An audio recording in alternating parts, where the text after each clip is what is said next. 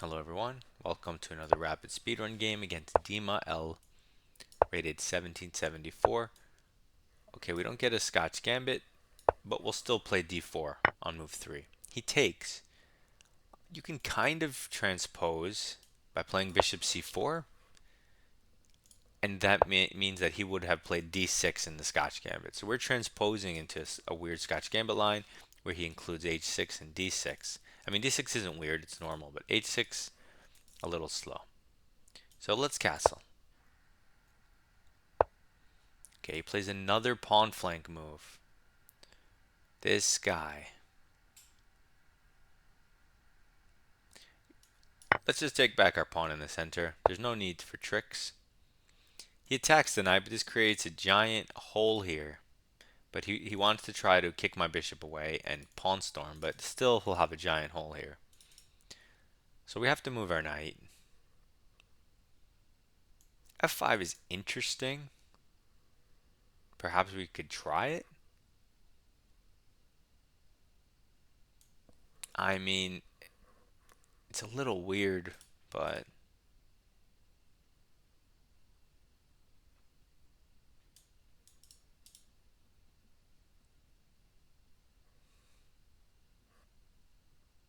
I'm gonna try it.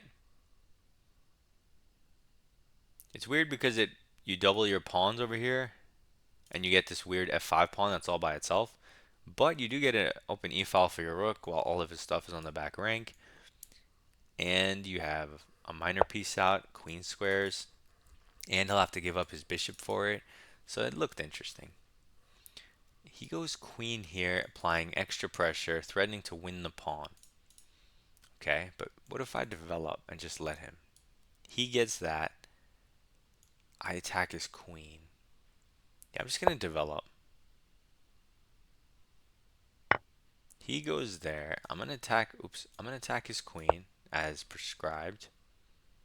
I'm also threatening this check maybe, so maybe he has to go back home.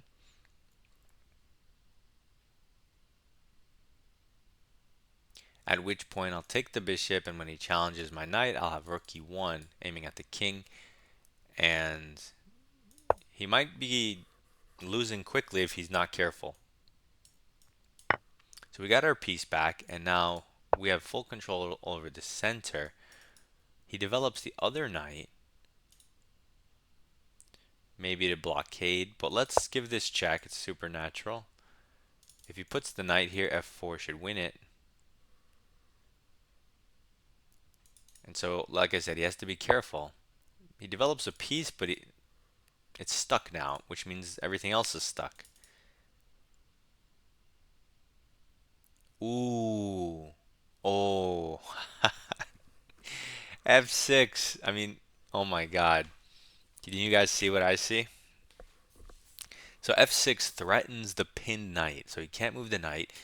And if he doesn't move it, I'm going to take it with my pawn and win the game. But if he takes my pawn, knight takes F6 smothered checkmate. Check that out. And he walks into it. He walks into it. 13 move smothered checkmate. Let's go. Against an 1800. This is good stuff. So we play e4. He plays e5. We now develop a piece towards the center for free. We now attack the center and improve a piece for free. Why for free? Because his pawn's hanging. He takes.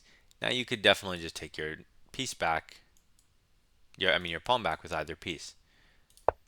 But we try to go into a Scotch Gambit style and develop the bishop, giving him the opportunity to try to defend the pawn with some weird move like c5, which shouldn't be good.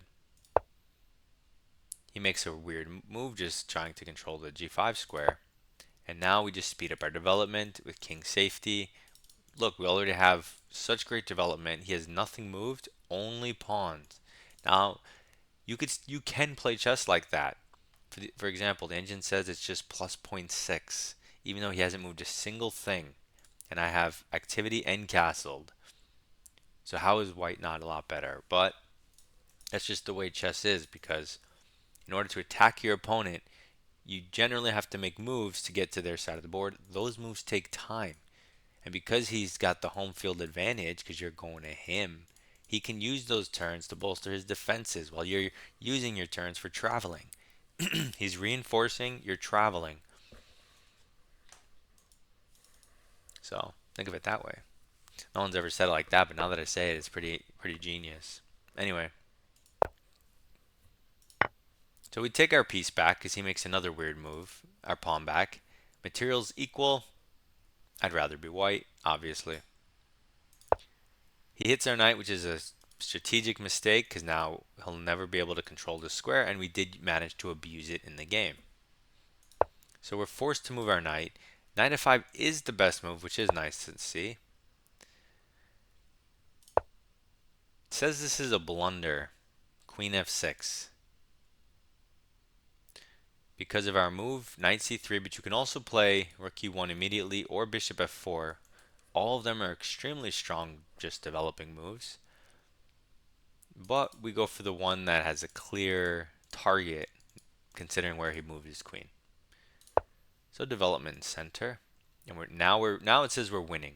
So even though it was just it was playable by black up to a point, it got to a point where you can't do that anymore. You can't sustain it.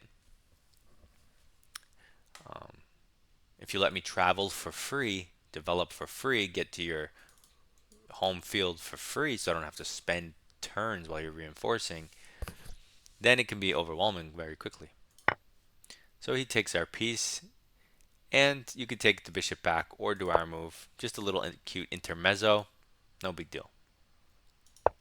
So we improve a piece for free. That way, we don't spend our turn traveling, right? We don't want to travel while he reinforces. So by doing it with tempo, we get to him for free. Fast Uber. So we take the piece back, and now it's plus 4.5. His king is way too exposed, and he has no good way to develop and get out of these pins at the same time without running into other problems. So he develops, and boom, develop for free. Check. His best move is to run with the king, because you just can't get out of all the pins if you put something in front. He doesn't run. He immediately goes here. We find the cool best move, f6.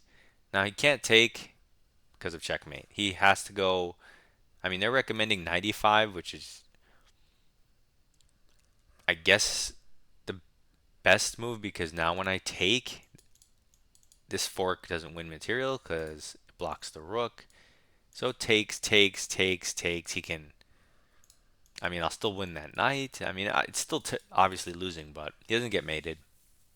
But he goes and allows us to do this beautiful checkmate.